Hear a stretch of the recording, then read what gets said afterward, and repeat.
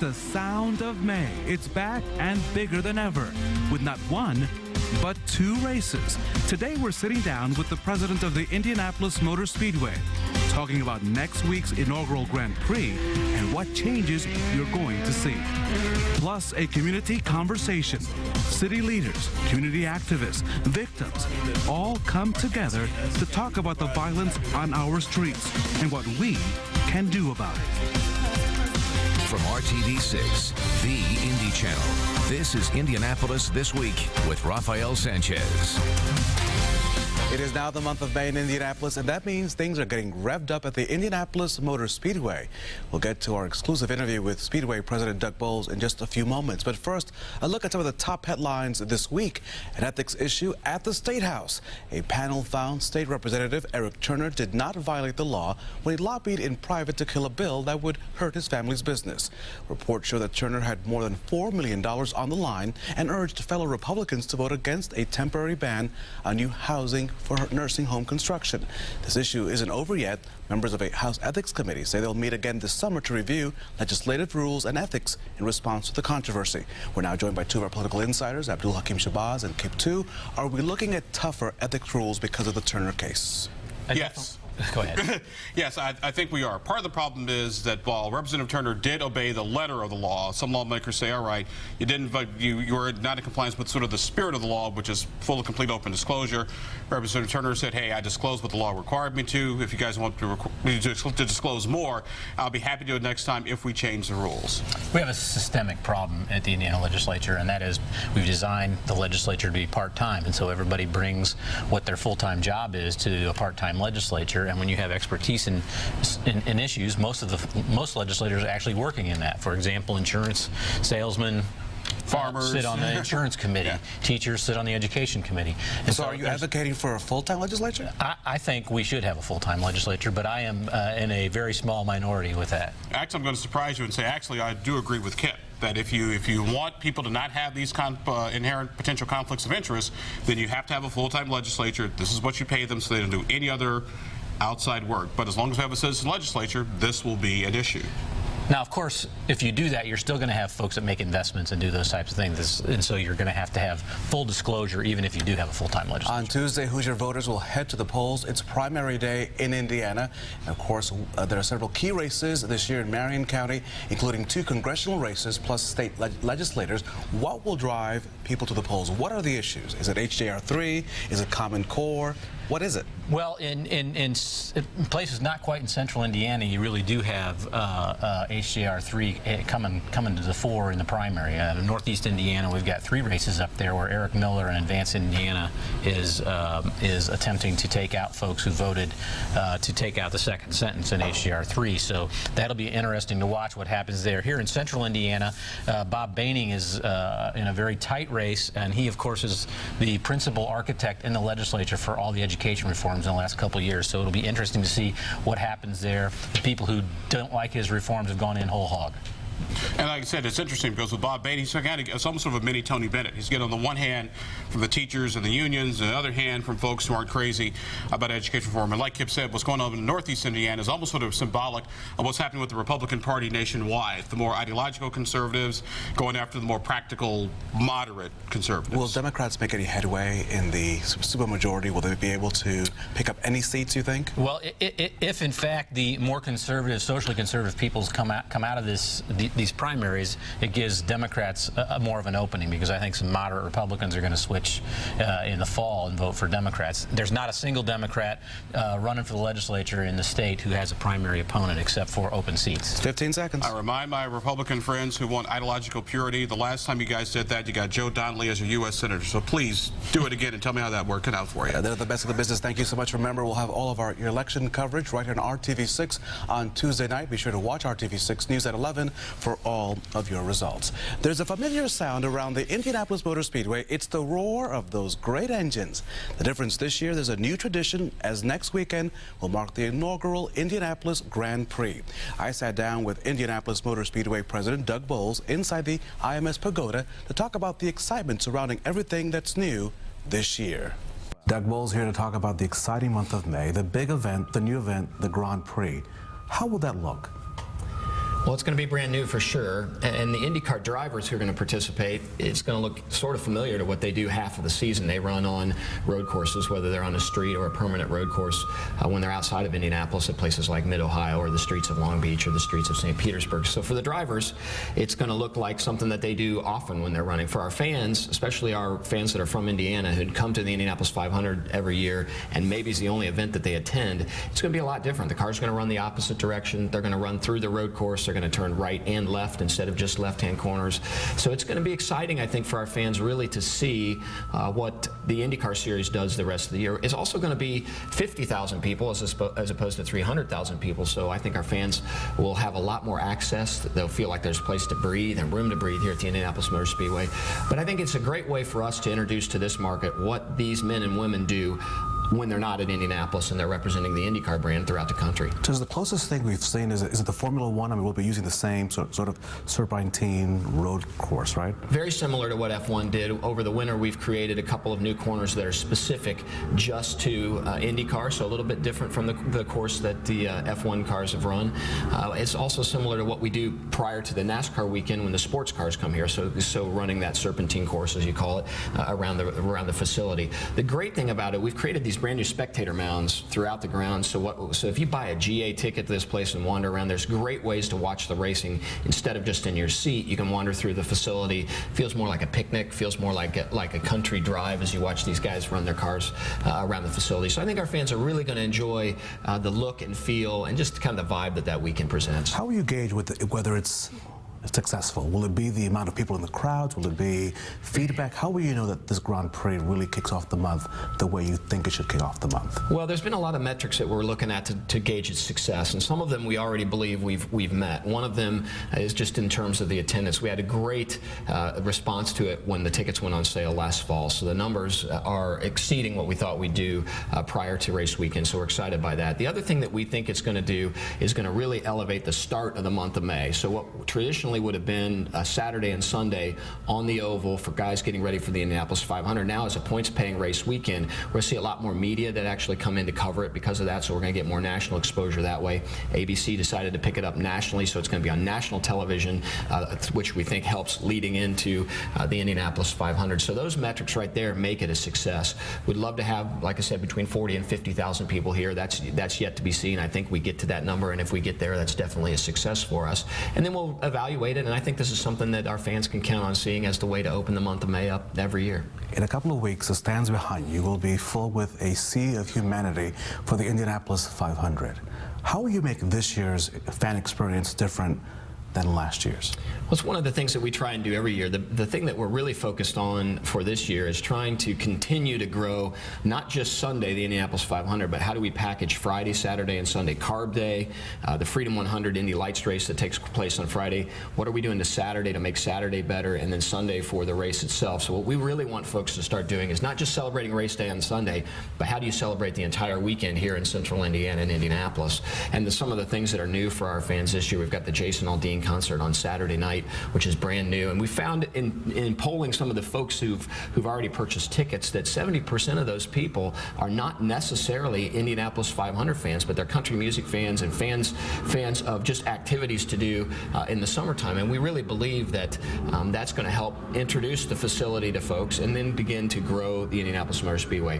Carb Day is going to be a very exciting day again. We've got a great concert with Sammy Hagar, as well as the last practice in the Firestone 100. And then we've really worked on our snake pit, which is not like the old snake pit that a lot of people know. But thank you for the return, because the snake pit does make the event much more colorful. It does, and right? it attracts a younger demographic. So last year we think it was responsible for 25,000 adults under the age of 30, over the age of 20, came to the Indianapolis Motor Speedway to enjoy it and enjoy some of the music that takes place. And we hope over time that they get to a point where that becomes part of their Memorial Day weekend activities, and they may get where they don't want to go sit and listen to the concert, but this is part of where they celebrate that, and we're hoping they become ticket holders. How much more? MotoGP, the Brickyard 400, are they still part of this institution's future? Because when you look at the stands, You've heard the criticism. They're not as full as the 500. Right. So are they still part of the future of this place? They're absolutely part of the future of this place. And one of the challenges we have, and is the success that the Indianapolis 500's had, and even the Brickyard when it first started, is you've got 300,000 people in the facility for that event,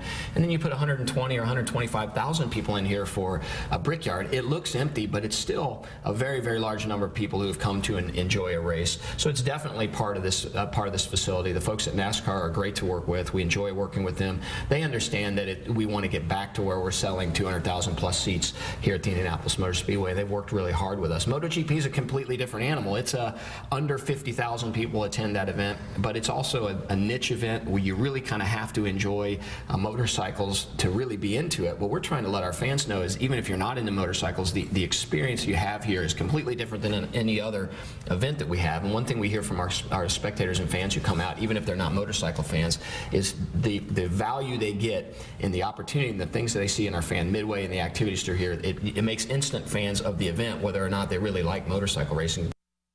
Changes are also coming for fans at the Speedway after the break. Hear what Doug Bowles says will be different starting this year. Plus the end of a tradition as Jim Nabors steps to the microphone one last time. Millions of dollars are coming to the Indianapolis Motor Speedway for major improvements thanks to the Indiana legislature. IMS President Doug Bowles talks about the changes fans will see starting this week and the years to come. Plus, it's the end of a tradition as Jim Nabors sings Back Home Again in Indiana one last time. You're making millions of dollars in investments for the fan experience. What can fans begin to see this May as they come into the Speedway? Well, the biggest thing that they're going to notice this May is obviously the brand new road course, updated, ready to go. So we're going to kick the month of May off with what's been our biggest investment so far at the Indianapolis Motor Speedway, and that is the road course itself. They're going to begin to notice some different signage differences for this May.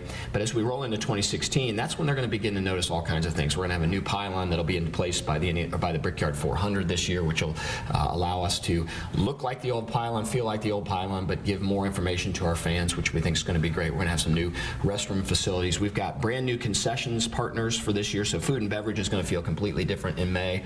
Still have some of our staples, so we're still going to have the tenderloin that people expect, but the food quality is going to be better. Don't mess with tenderloin. You can't mess with the tenderloin. Don't mess with that tenderloin, Doug. So those are some of the things that the family is going to notice this May. But every event that we have from now on, whether it's May, whether it's the Brickyard 400 MotoGP, there'll be new things over the next few years as we roll into 2016, which is the 100th running of the 500. Is this still your dream job? Do you still walk in and say, I love this place? I wake up every morning, can't wait to get here, and I have to pinch myself. I'm a fan.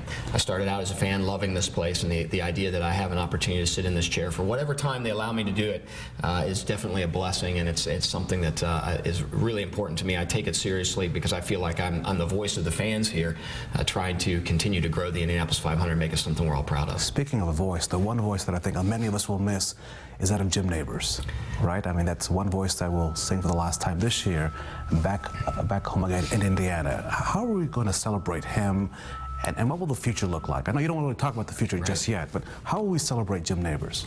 Well, the biggest thing, I'm just excited that Jim, on his own, decided that he wanted to make this his last year. And I think part of the reason he wanted to do that is he wanted to come and enjoy it as his last year instead of having, like we had a few years ago, where he had an illness that kept him from being here. So I think the best thing we're going to do is going to be that moment when Jim's introduced for the last time, and when he's done singing, I can't wait to hear the fans' appreciation for what he's meant to the Indianapolis Motor Speedway. But we've got a lot of things that we're going to have him engaged in. He's going to do a lap before the 500 in a pace car so he can wave at everybody. He's going to be participating in the drivers meeting. He's going to stay after and be part of the victory celebration. So Jim's going to be around. He's been a fixture here and very important and means an awful lot. I say the race day's Christmas. Back home again in Indiana is opening the present you've always wanted, right? So I'm pretty excited about being able to celebrate with him. As far as the future, our fans have bombed us with all kinds of ideas, suggestions.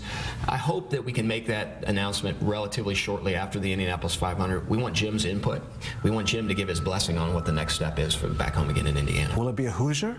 Well, I mean, will there be rules? Will you have to think about who may be that person? And most of our fans, when they suggest somebody, it has a Hoosier tie, whether they're a Hoosier or not. There is some connection to them. If there's the right Hoosier out there that makes sense for this brand, certainly we would pursue that. But I don't know at this point in time if we found the exact right fit. Sure.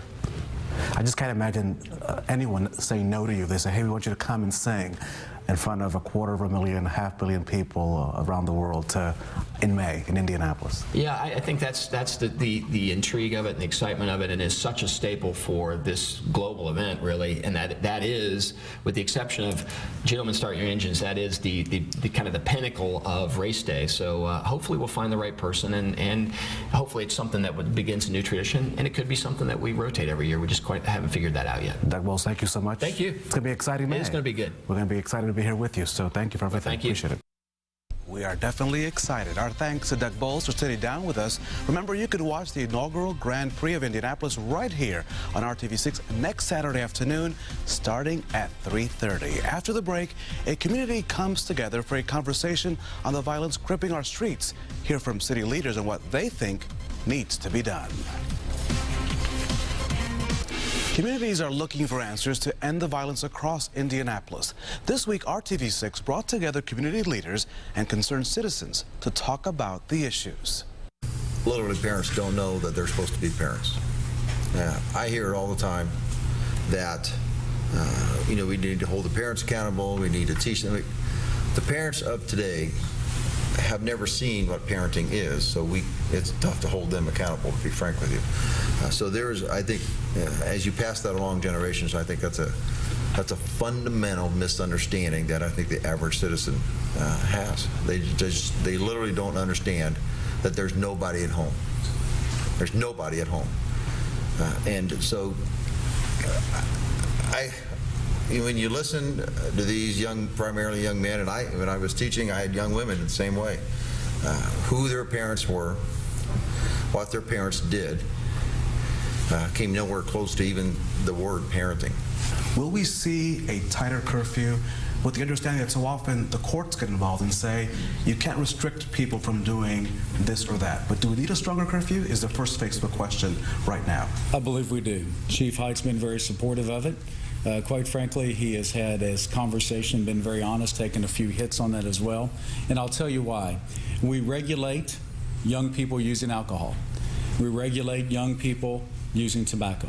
It makes sense to me that we would not want young people out in the middle of the night or early morning hours where they could potentially be a victim or get involved in something they shouldn't be. They're young people. We have instances after instances where we have individuals that are in their early teens that are seen walking late at night with young children as young as 2 years of age, carrying them and walking around. That is not a good atmosphere to live in. That's something that we have to hold people accountable, and we're supporting it because we want to make sure that our young people are safe.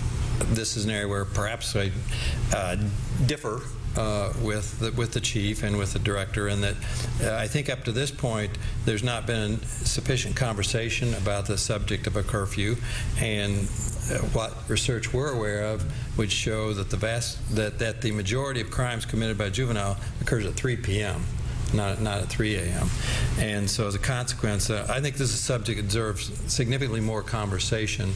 Let's be honest, as a practical matter, no one's prosecuted for a curfew. If someone's picked up for a curfew, they're transported somewhere, perhaps a juvenile or somewhere else, and the parents are called and told to come pick them up.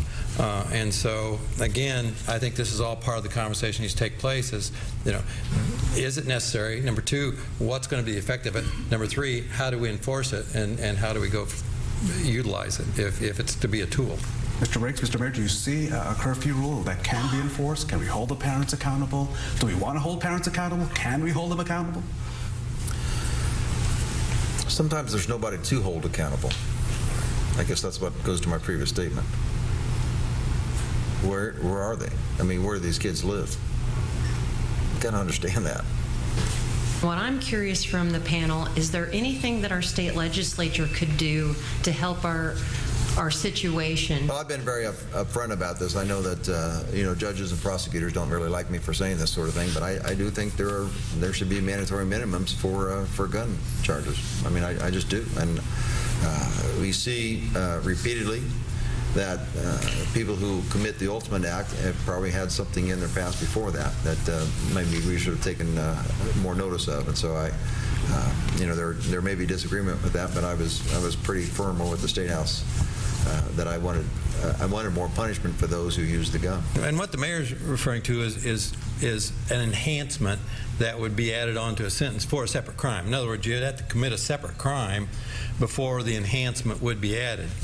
But in the context of the revision of the entire criminal code, the legislature's actually gone the opposite direction in terms of a number of the sentences that can be imposed for various crimes. And in fact, it's apparent that the entire conversation as it relates to the criminal code revision is to reduce the population of the Department of Correction. Now, that may be appropriate, but it's sort of inconsistent with on the one hand, wanting to increase penalties for a single type of situation, while at the same time, in a broad sense, rolling back sentences. Our thanks to all involved in our community conversation. If you'd like to weigh in on the conversation, head online to our Facebook page. Indianapolis This Week continues after the break. The Call 6 team has been digging into thousands of records to find out if your child's daycare is safe. My colleague Kara Kenny found violation after violation, safety issues that could make it tough for your child to escape during a fire.